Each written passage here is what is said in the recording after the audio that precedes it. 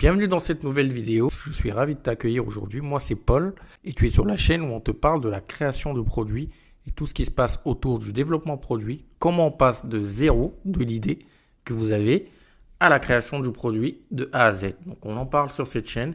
On parle également des fournisseurs parce que vous ne pouvez pas créer un produit si vous n'avez pas de fournisseur. Aujourd'hui, je vais vous parler du produit, de la création de produits parce qu'on est dans un univers, on est dans un monde aujourd'hui. Dans une génération, on pense que la communication fait tout. On pense que le storytelling, que la communication, faire beaucoup de communication, faire beaucoup de pubs, ça fait tout pour qu'un produit fonctionne. Bien évidemment, c'est très important. Je ne suis pas en train de dire ici que la communication n'est pas importante. Elle est très très importante. Mais on oublie souvent que le produit est aussi très important. Si vous n'avez pas un très bon produit, même si vous communiquez dessus, vous aurez des clients qui vont acheter une fois, mais ne viendront pas racheter la seconde fois parce que votre produit n'est pas bon. Par contre, si vous avez un produit qui est très bon et qu'on ne le voit pas, vous pouvez rapidement fidéliser une clientèle. Donc, beaucoup d'entrepreneurs aujourd'hui qui se lancent, surtout des jeunes entrepreneurs, des très petites entreprises, des micros, des solos, se lancent en faisant le contraire. Alors, le schéma qu'on doit employer, que vous devez employer, c'est d'abord la structure, ensuite se concentrer sur le produit, sur la conception, la création du produit, la recherche de fournisseurs. Et lorsque vous avez terminé le produit, vous enchaînez avec la partie communication. On peut le faire un petit peu en amont, mais en tout cas, c'est le cycle normal. Je vous l'ai fait basiquement, mais bien évidemment, c'est un peu plus détaillé. On va le voir juste tout de suite. La structure. Alors, qu'est-ce qui se passe avec la structure? On va prendre un exemple concret. Supposons que vous souhaitez lancer une marque de cosmétiques, d'accord, une crème pour les cheveux. Allez, oui, une crème pour les cheveux, un shampoing. Au niveau de la structuration, vous allez commencer par faire l'étude de marché. C'est-à-dire de savoir comment il est le marché aujourd'hui, quels sont les chiffres du marché, quelle est la tendance du marché. Donc ça, c'est très important. Derrière, vous allez savoir qui sont les clients, qui sont ceux qui achètent ce que vous voulez faire. Faire une vraie étude et aller voir sur le terrain. Vous pouvez faire des sondages et savoir si tel type de produit plaît à tel ou tel type de population. D'accord? Parce que même si vous aimez un produit, votre cible n'aime pas forcément les mêmes choses que vous. Donc, vous devez vraiment faire cette étude de marché-là.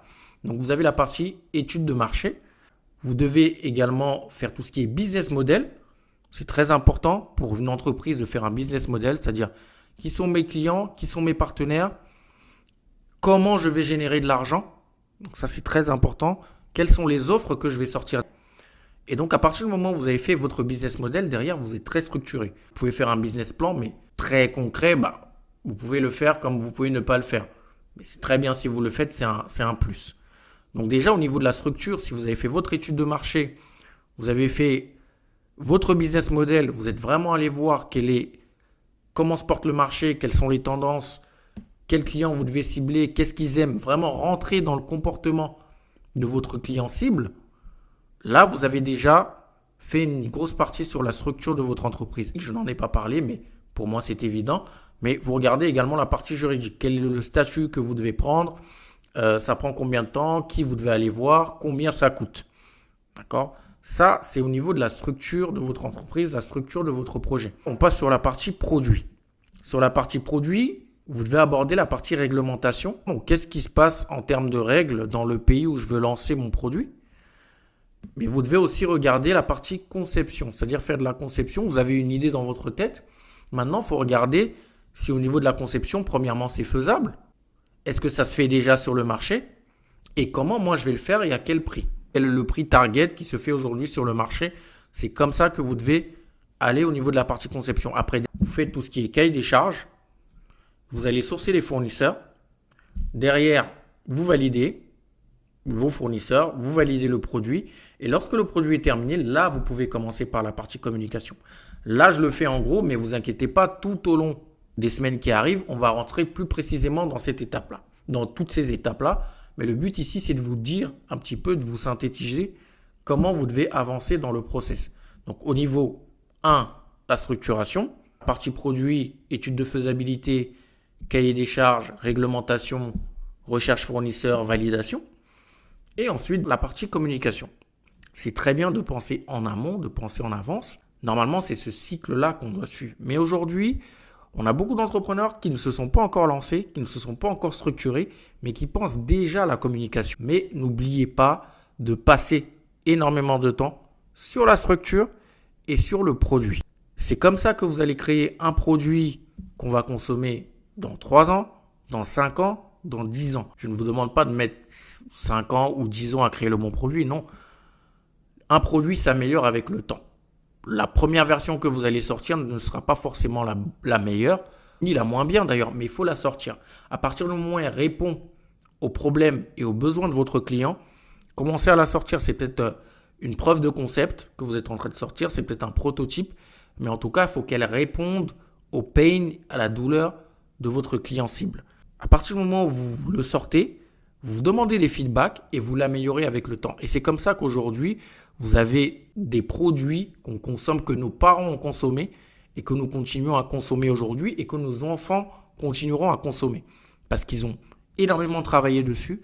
Ils ont fait ce qu'on appelle des feedback loops qui font en sorte que chaque fois qu'ils sortent une nouvelle version, ils ont des retours. En fonction de ces retours, ils améliorent le produit. Et à partir de là, le produit, ça fait que le produit, il est de plus en plus bon. Lorsque vous créez un produit, le but, c'est de créer un produit qui soit consommé par tout le monde, par toutes les générations. Bien évidemment, ça dépend de votre cible, mais il faut que votre produit, si vous voulez en tout cas avoir une entreprise qui perdure, une entreprise qui soit reconnue, regardez une entreprise comme Coca-Cola, ça fait des siècles, ou McDo, ça fait des siècles que les gens consomment dans ces entreprises-là. Et si aujourd'hui, votre but, c'est de construire des mastodontes comme McDo, Coca-Cola, Nike, dans la mode par exemple, vous devez vous concentrer sur le produit et ce que vos clients veulent. D'accord ? Et ensuite, mettre le paquet sur la communication.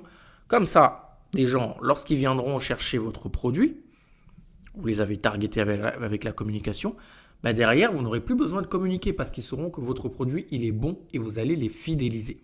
Donc, voilà ce dont je voulais discuter aujourd'hui avec vous.